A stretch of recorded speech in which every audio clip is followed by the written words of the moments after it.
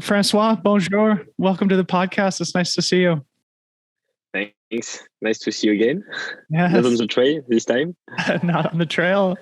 Yeah, you're sitting in your car in your vehicle, and it's morning time here in the United States. And I'm really grateful that you would carve out a little time in your busy schedule to chat with us on the podcast. I'm sure there's a lot of American trail runners who are looking forward to hearing from you. But, obviously, we all know you as this great champion of the sport, but I don't think many people know kind of your origin story or your background. So I wanted to start there. Can you sort of give a description of your early years in your childhood and how you ultimately developed into this great athlete?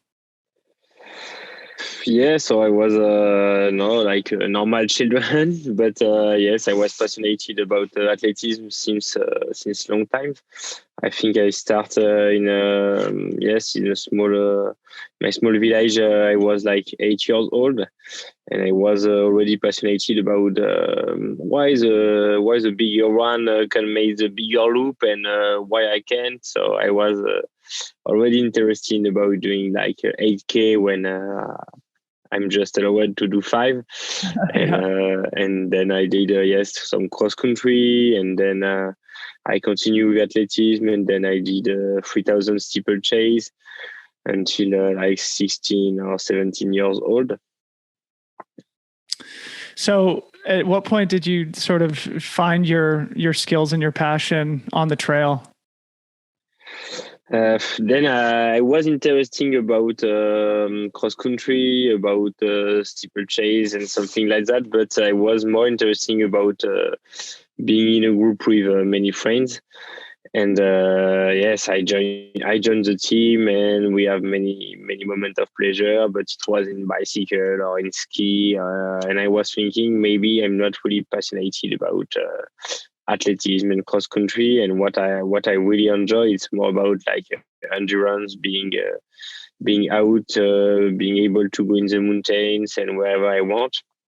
And then when I was like 17 years old, my friends start to have like the license, driving license, and then me too.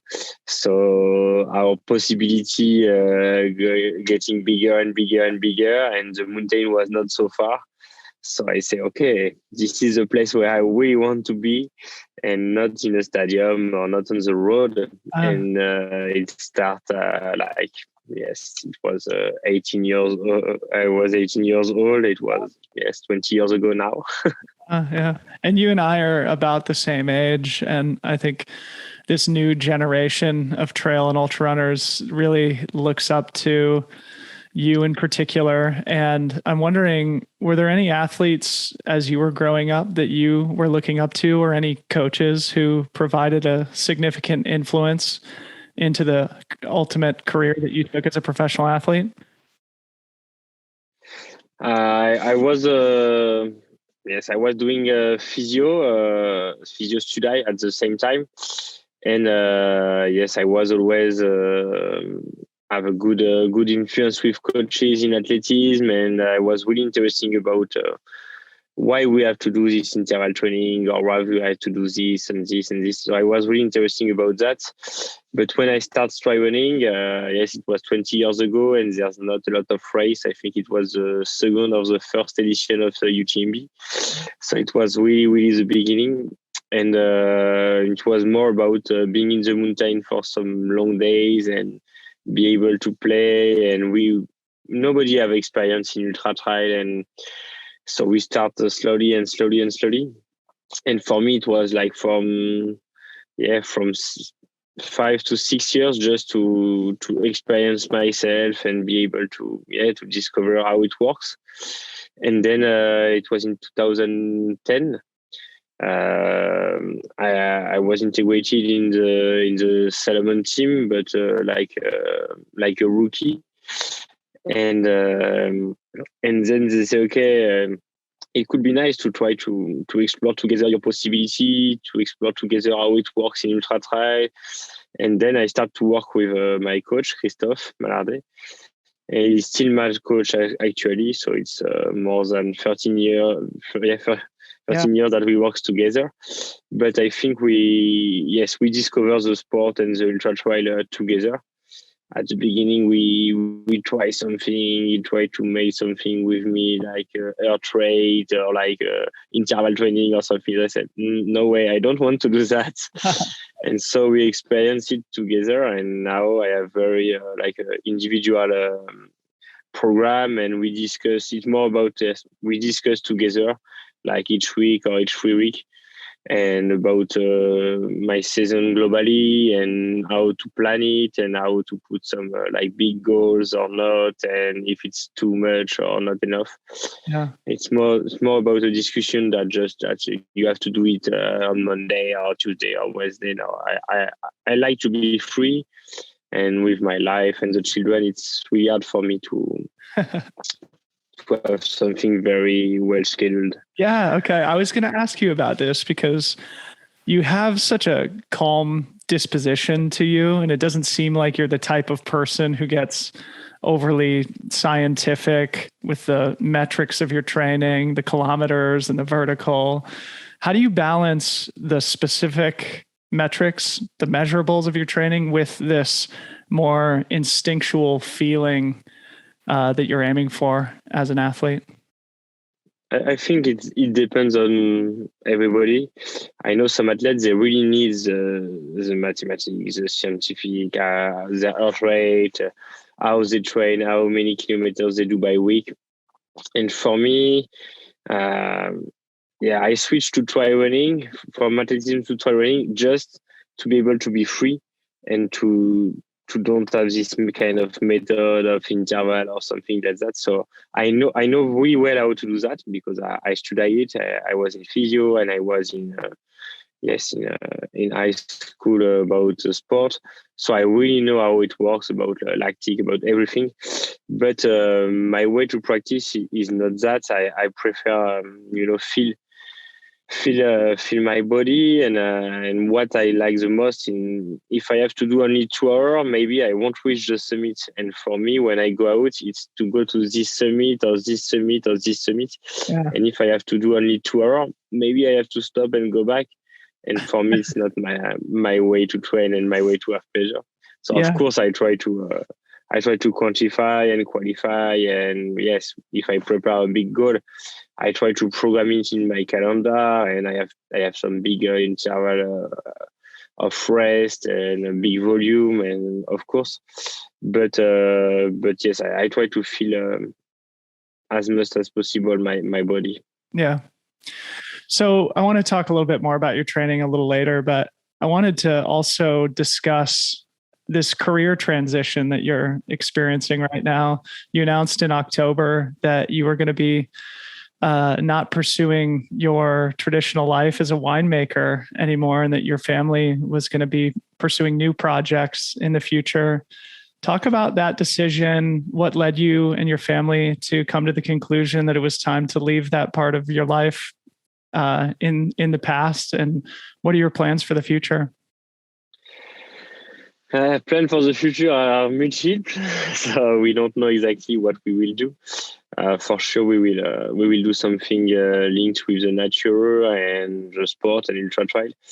So we will try to create some events. We will try to create some stage, and we will for sure try to be together with my wife in the mountain and doing something together. But the vineyard was a bit like that. It was 12 years ago, and we decided because she had her own job and I have my own job with physio, and we were too much separate and not enough in contact with the nature.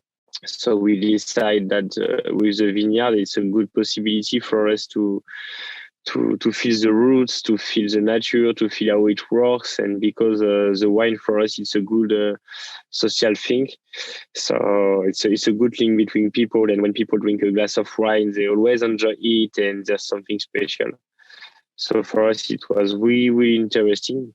And we continue to do this, and we continue to have this kind of project, and with the environment and everything, we bring the wine from the valley to the hut by foot instead of helicopter. So we continue to have this kind of project. and we still have at least 2 millésimes to sell. So we continue to sell a bit the wine, but we don't make the harvest anymore, and we don't have the exploitation anymore. And for us, it's sure it's more easy because it's not far from where we live actually in the Beaufortin. It's only 3 hours of driving, but for us for me it was a lot, and for the children it was a lot too, because they have to change school in November or December, and then they have to change again in April. So for them it's some big changement. Yeah. So now, yes, it's easier for the family. We sleep always in the same house, and it's better for us, and even for the environmental impact, it's better for me, because I was driving a lot, and now it's really more easy for me. So I have more time to train, and it was necessary, because sometimes I meet some very nice athletes like you in Hardrock, and if I don't have enough time to train, then I can stay in the lead. Yeah, well, I think this is a really interesting topic of conversation, because you just mentioned that you got into trail running 20 years ago, and it was really the earliest days of the professionalization of the sport. And now in your mid 30s, you're one of the greatest athletes of all time. And the sport has developed to the point where someone like you doesn't necessarily need to have a job as a winemaker, but you kept that part of your life for a long time. And it sounds like even though you're leaving that in the past, you're still going to have new, different projects and work outside of your life as an athlete. Can you just talk about the balance that provides? Because I think in this new generation, there's so many more opportunities for younger athletes to be full-time professionals, but you've never taken that path, even though you're one of the best. What was the benefit of having your life as a winemaker, and how did it enhance your life as an athlete? Yeah, for me it was a choice from the beginning, and even now, as you say, if I want, I can stop and just be a professional athlete, but I don't want to have that, and we choose to have 3 children, and we have no regret about that, even if it's a lot of job. but yeah, no, for me it was really a choice and a balance. Of course, it's not easy every day, but for me and my wife, it's very important, because we have a common activity, and we have a link with those other people, and we have some social activity, and it's very, very important for us. And yes, I choose this sport because I think it's maybe one of the only sport where you can when you can continue to have a normal life, and then a professional athlete life. So for me, it's very important to keep that, and I really want to push that, to have a social life, to have some friends, to have a job, to have a family. I think it's very, very, very important. And yes, since the beginning, it's always the same. And even now, if we stop the wine, we have many, many projects still about the wine, but about creating some event, about creating a stage, and yes, we want to continue to have different topics to do together. Yeah, I think it's a great lesson for the younger athletes coming up in this new generation to make sure that they're well-rounded and have projects outside of sport. And I think you've exemplified that in your career. You've talked about your family a couple of times. And I think one of the things that people really admire about you, in addition to being a great athlete and a winemaker, is that you're a family man and a father of 3, as you mentioned. Talk about... Yeah, but it's true. It's not easy every day, and but for some people it could be possible to be professional athletes.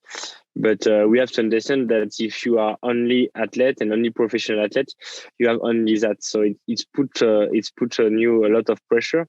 And for me, I think with me and my feelings, it was not possible to feel that I'm just a professional athlete. Yeah. Because when you start a race, okay, I'm here, I'm a professional athlete, I'm here to win, I train for that, my life is just about that, so I have to win. And I start the race, it's just about winning. And for me, and it's true, when I at the beginning of a race, I say, okay, I have to start the race. If I win, it's wonderful. But if not, tomorrow I will bring my kid to the school, I will go to the vineyard, I have my other job, and it's just a pleasure for me. Uh, And sport is very, very important, but sport is maybe the main important thing of the secondary things. And for me, it was very, very important to have this in my head. But for some other people, maybe they are able to assume it, to say, okay, I want to be a professional athlete. I can have the pressure on me and I can do that. And for example, everybody know Kylian Jornet. From the beginning, he said, I want to be a professional athlete. I want to do only sport. I want to focus everything on my training. And he have no problem with that. He has the pressure for the beginning and he can assume it. And he have a wonderful career.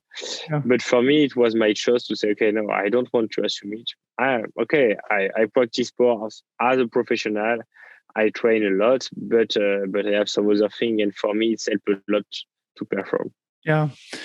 It's beautiful. So going back to this topic of fatherhood, how has being a father influenced your career as an athlete, and how important has your family been to your success?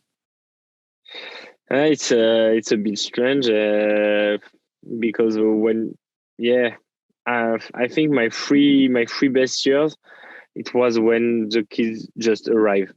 And normally everybody say, you will be so tired. It's a lot of stuff. It's a lot of job. But for me, it gives me a lot of energy. And my three best years was just when the three kids were born. But yes, of course, it's not good for sleeping. It's not good for training. It's not good to focus on yourself. But they give you a lot of energy. And then sometimes they are here in the race, like in UTMB this year. It was just wonderful for me.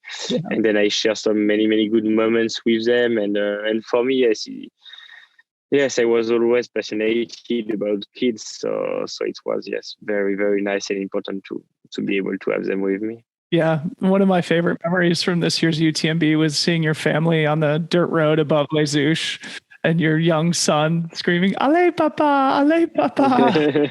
And then the picture of them greeting you at the finish, just really beautiful. And again, I think it just is a great example to set for the community to be a well-rounded person, have a career outside of sport, have a family who, is integral to your success, and to be a normal person. And I had Jim on the podcast recently, and we talked at length about your guys' friendship with one another. And it's clear that he has enormous respect for you. I wondered if you wanted to share any reflections on your friendship with Jim and maybe how he's inspired you to be a better athlete.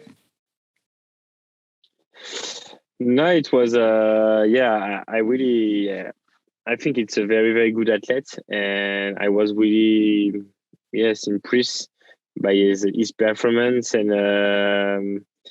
And for me, it was really interesting because the brother of my wife is not like Jim, but a bit like that. He has some incredible physical capacity. But in ultra trails, sometimes it's hard to transform it. Uh-huh. And for Jim, it was a bit like that, because when you see how he can perform on 100K, it's just incredible. Yeah. How he can perform on Western States, it's just incredible.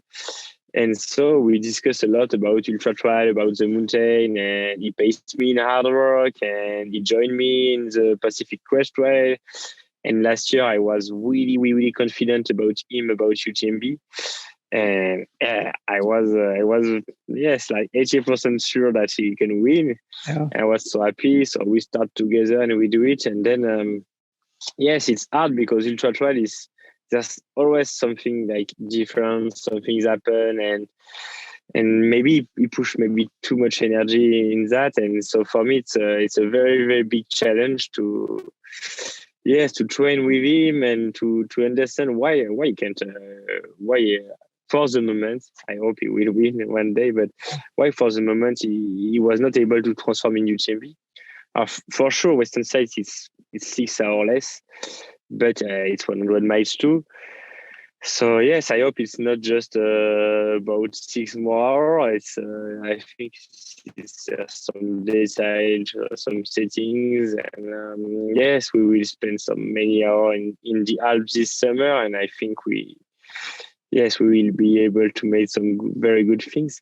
But it's strange because I have exactly the same problem with some friends of me. they are just incredible runner. Yeah. But yes, after 10 hours, after 14 hours, it's there's some things happen. I don't know if it's mentally or physically, but yeah, it's hard for them. Yeah. Yeah. Well, I think it's another great example of the spirit of the sport that two of the greats of all time can remain friends while maintaining a competitive rivalry. And you've just alluded to the fact that you and Jim will spend time together in the Alps this summer. Of course, you're referencing the fact that he's going to be moving over to France with his fiancée Jess here soon in the next couple of months.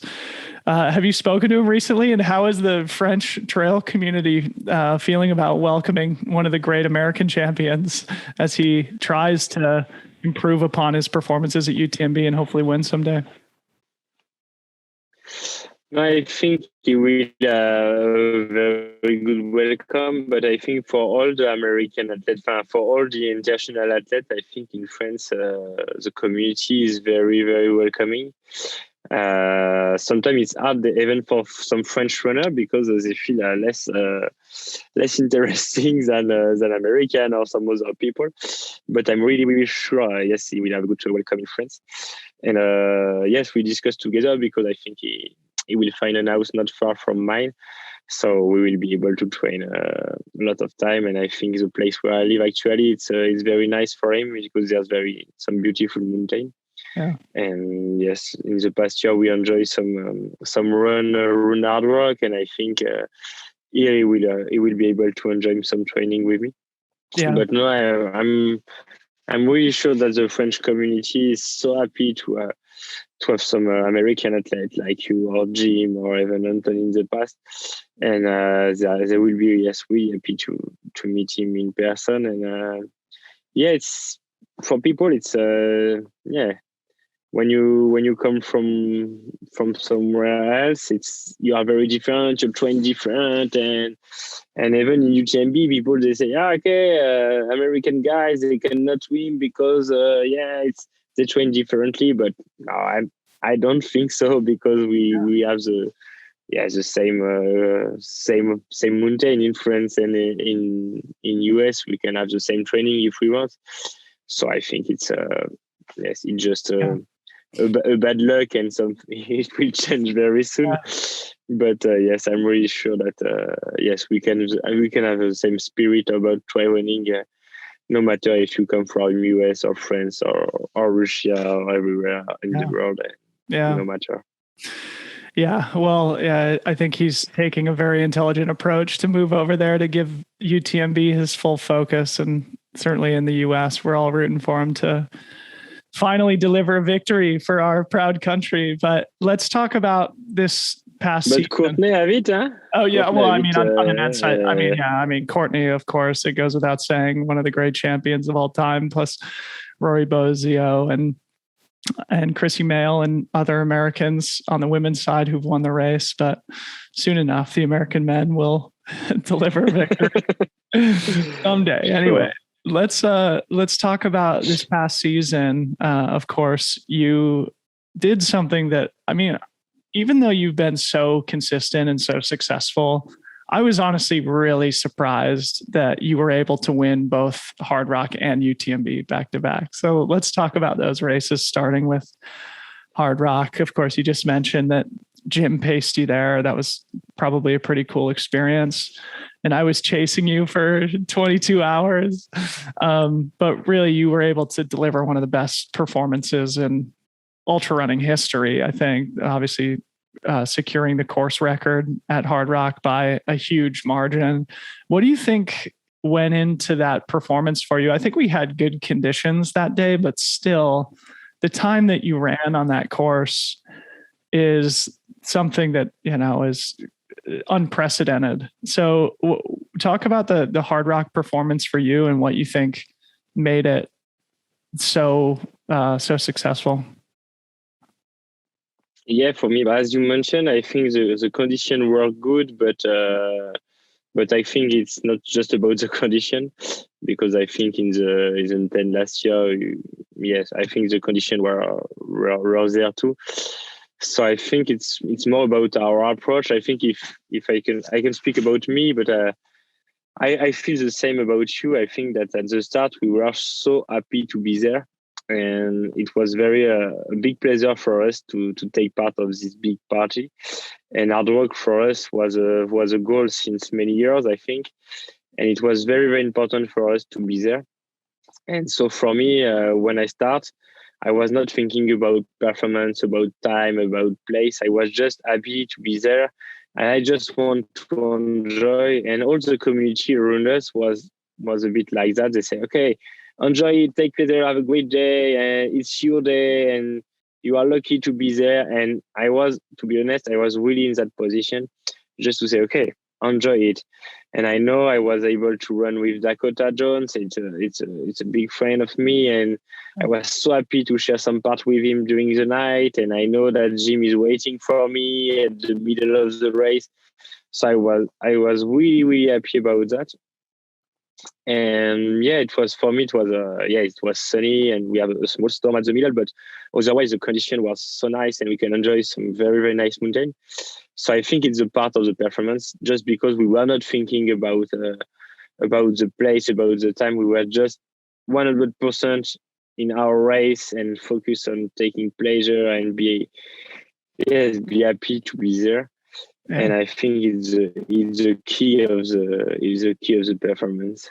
I totally agree. I mean, it was one of the best races of my career too, and I had the same psychology at the start line of just being so happy to be there, not scared about how tough the course was or how far we had to run, but just happy to be there. And I think that was ultimately that psychology, that feeling and that vibe was what ultimately made me have a good race too. But yeah, I mean, it's so funny to sort of think about because it took 2.5 years for us to actually get to the start line after getting drawn in the lottery after 2 cancellations of the race. And by the time I got to the finish line and kissed the rock, it was like, man, that went by so fast. It was over before it started. It felt like to me. Yeah, it was exactly the same until URA, and then we go to Telluride. Until Telluride, I was not thinking about course record and about everything. I said, okay, I just try to take care of myself. I know there's some very high passes. I have to take care of my alimentation, of everything. And then after, people, they say it again and again and again, say, okay, maybe I will do some very good thing. Yeah. And yes, I was thinking about it. And because we were very close each other and with the pacer, I think it's helped us to perform and to have some very good performance. Yeah. Because I think if there's no pacer, maybe we had to run together. And maybe we discuss and we take more time, and for sure the time at the finish won't be the same, because I think we were more together and more like slowly maybe. Well, yeah, I remember at URA when my pacer told me that we were well ahead of course record pace, and I was just like, oh no, I didn't mean to go this fast. Yeah. And ultimately, I think, that good feelings. Yeah, it was a bit stressful even for me, because yes, I was thinking the same. I was thinking, yes, it's too fast. Maybe it's too much. It's too fast, and maybe because Kilian time it's not nothing. Yeah. And I was thinking, okay, maybe if Kilian's time it's 1 hour or more, well, maybe we are too fast, and maybe we made some mistake. Yeah, but it was the good feeling and the good weather. Those things came together to give us great days. So let's talk about UTMB. Of course, that was only 6 weeks after Hardrock. And again, I wasn't surprised that you won Hardrock in such a fast time. But to be honest, I was surprised that you were able to do both back to back, to win both, especially because the density of competition at UTMB is unlike any other race in the world. Tell me about your psychology before the race. Did you feel mentally and physically recovered from Hardrock, or at the start line, did you have any lack of confidence that you'd be able to achieve a victory? It's a bit more complex than that. It's just because my challenge was to running back to back Hardrock and UTMB. So I was not stressful about the results. of course, I want to do as much winning or something like that. But when after the hard work, I say, okay, I won hard work, so I was so lucky. I was so happy about the result and everything. So I have no pressure about UTMB. And then when you start a race without pressure, it's really easier to perform. So because my goal was really, yes, to be able to to accomplish this challenge, I have a little bit less pressure. But yes, of course, I was not recovered from hard work, sure. Yes, physically and mentally, I was tired after hard work, and I have not enough recovery for UTMB. Mm-hmm. And of course, yes, after these two races, if I try to analyze a bit these two races, the performance that I did in UTMB is not comparable with the performance that I did in hard work. I'm so happy about winning UTMB, but if I have the same physical capacity as the UTMB, maybe I can put like at least 1 hour less. Wow! So for sure, because yes, in UTMB I have not very good feeling, but as with my experience and with all the people around and mentally, finally it was possible to win, but for sure I don't have the same feeling than in hard work. In hard work, I was able to push when I want. I was able to run when I want. Yeah. I was not tired at all. I was so happy. In UTMB, we play maybe too much with Jim in the first 80K, but then after the last 80K was horrible for me. Yeah. Well, I mean, you arrived back in Chamonix in first place, something that the rest of us only dream about. And I'm curious to get an insight from you. Of course, that was your fourth victory at UTMB. You've won the Grand Raid 4 times. You've got the Hardrock course record. You've won Madeira a couple of times. I mean, you've done so many great things, but you're also like so consistent. And I'm curious because to me, I think the mark of great champions is consistency. And you're not only consistent across, the mountain 100-mile races that you do, but I mean, you finished second at Western States. You finished second at the North Face 50-mile championship back in the day. You finished second at Cape Town. So those are kind of different courses. I just want to get your insight into what you attribute to your phenomenal consistency. Is it something about the balance in your lifestyle or the way that you train? How are you able to perform at such a high level with such consistency? Yeah, I think yes, I think it's very important for me to have some big goals every year and to really know at the start of the race why I'm here and if I'm really motivated about that. But I think for many runners it's the same. But for me, I think it's even more. I don't choose a goal during the year. I choose a goal like 2 years before or 3 years before even. And so for me, I build this motivation in my head for at least 1 year or 2 years for hard work. Last year, for example, we wait to be at the start since 2.5 years, I think. So when you are at the start, you really know why you are at the start. So for me, I think it's very important. And then, and I think it's very, very important, but not just about winning and consistency and good performance, but about the health of the athletes. I think it's very important to don't have many races. And I see so many athletes that they get burned. And for me, I choose maximum 3 big year race by year and maybe 1 project, but it's maximum for me. And it's the same since 10 years.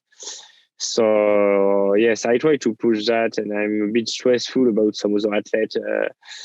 I saw them; they are very good for 2, 3, 4 years, but then they get a lot more and more injury and more dropout and something like that. And I think it's very important for yes, like you are in the traveling world since many years, and me too. And I think because yes, sometimes during 6 months you don't race too much, and I think it's the key. You can rest. You can, yes. I think it's very important. Yeah, that's a great point. So obviously you've been wildly successful in your career, but I'm sure people would love to hear about maybe a mistake that you've made or a failure that you've had. Like, what's a big mistake or failure that you've had in your career, and what did you learn from it? It's maybe when you, well, so yeah, at the beginning of my career, sometimes I was not sure to choose that race or that race, or if it's my sponsor would choose that race and maybe not me. And the motivation at the start line is, of course, totally different. Yeah. So I did it in some race or in some projects. But finally, many times I was not able to start the race because I get injured before the race, or I get injured just at the beginning of the race. So for me, it was my main mistake to have not the confidence to say, oh, I have to choose my own race because it's my health, it's my body, it's my sport, it's my passion.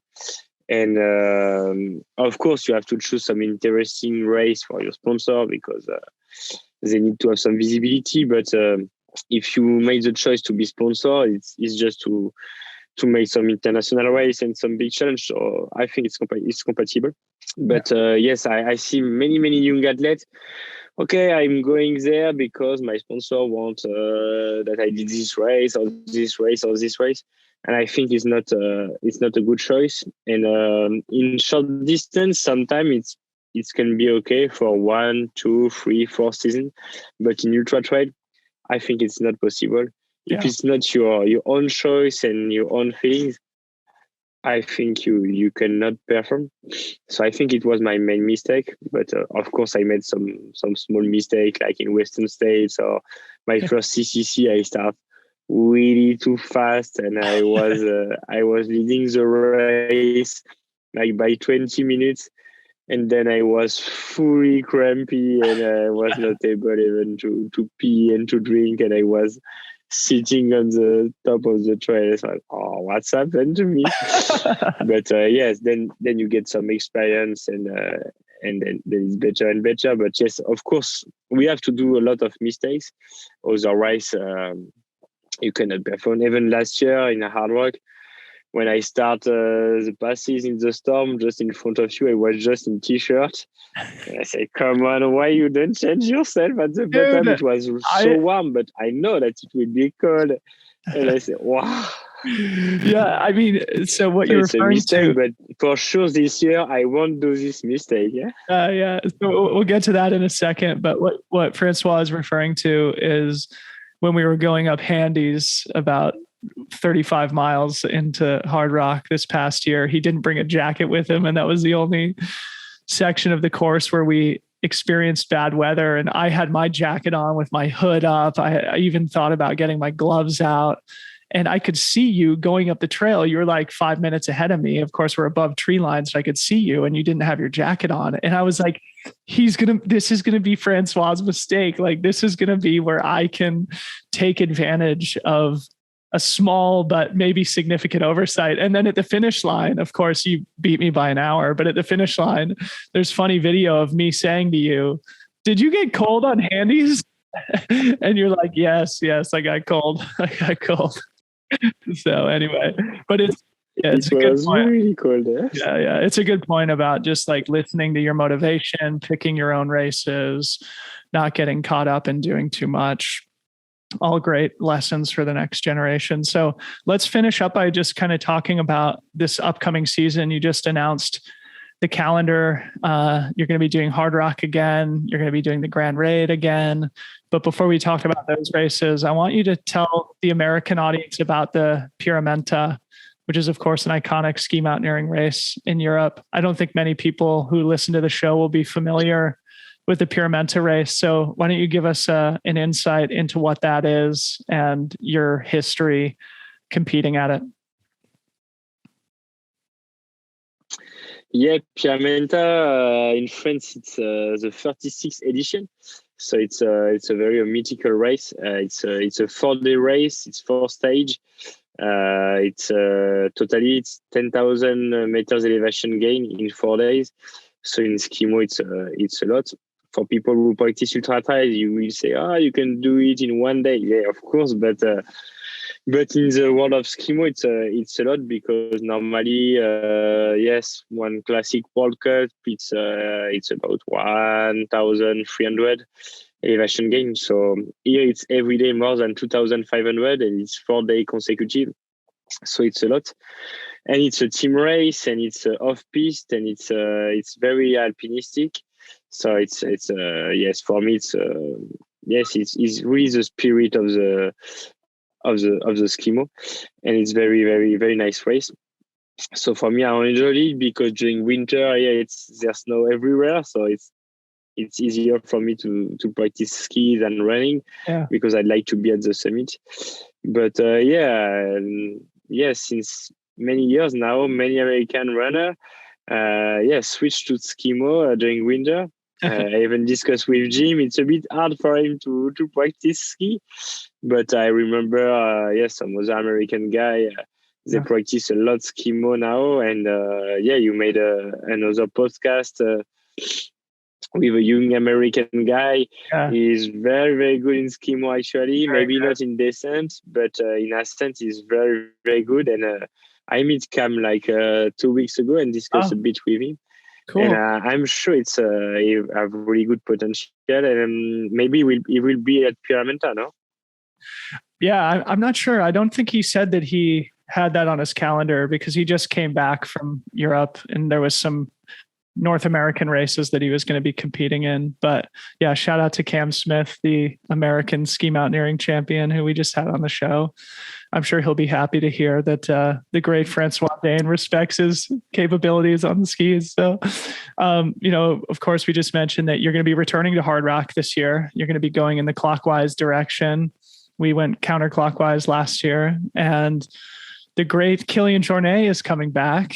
Of course, Kilian just made big news by leaving Salomon, the brand that you guys both represented for a long time. I know you have a lot of great respect for him. And I think the two of you competing together at Hardrock is going to be must-see television for the rest of the trail running world. How are you thinking about Hardrock before we finish up by talking about the Grand Raid? I think for me, yes, it's very good to be able to run with him and with some other athletes. But like I said to many people last year, competing with you last year was, I think, maybe one of my best, not competition, but my best challenge, because we were really, really close during like at least 20 hours. And at the finish line, yes, there's a bit of time between each other, but during 20 hours, it was even less than 5 minutes. And for many people, they say, the match with Kilian is good and the match with the other is good. But in my career, running without 5 minutes with another athlete during 20 hours, it's never happened. So maybe it will be, maybe it's happened something this year with Kilian at Hardrock. But yes, sometimes, people, they say there's so many athletes in the UTMB, and yes, of course, but the competition for me in UTMB was not as intense as in Hardrock. Even if there's only 160 participants, for me it was one of the best races. So I hope this year it will be a very good one with Kilian, but I don't know if it will be a competition one, or if maybe we don't know what can happen. Maybe it will be so cold, and maybe we can be able to decide to run together. We don't know what can happen, and maybe it will be a good competition, but for sure. And I think the most important for me is that we can share a good adventure. Yeah. And yes, all the media, they say, it's a big match, it's a big competition. But I'm sure for Kilian, it's the same as for me.